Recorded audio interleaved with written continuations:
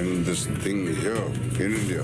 1999 டிசம்பரில் IC-814 என்ற இந்திய விமான நிறுவனத்தின் விமானம் காத்மாண்டுவிலிருந்து டெல்லிக்கு செல்லும் வழியில் 5 தீவிரவாதிகளால் கடத்தப்பட்டது. இந்த கடத்தல் 8 நாட்கள் நீடித்தது.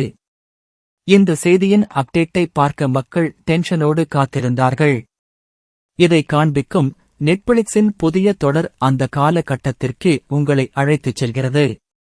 கதாபாத்திரங்கள் பயன்படுத்தும் வாகனங்கள், தொலைபேசிகள் உள்ளிட்ட அனைத்திலும் அக்காலகட்டம் கவனமாக நினைவூட்டப்படுகிறது. வணிக சினிமா அதிகம் நம்பியிருக்கும் தேவையற்ற காட்சிகள் அல்லது துணைக்கதைகள் இந்த சீரிஸில் இல்லை. வெளியுறவுத்துறை உயரதிகாரிகளில் ஒருவராக வரும் அரவிந்த் சாமி இயல்பான நடிப்பை வெளிப்படுத்தியிருக்கிறார். கண்டிப்பாக பார்க்கலாம் நண்பர்களே.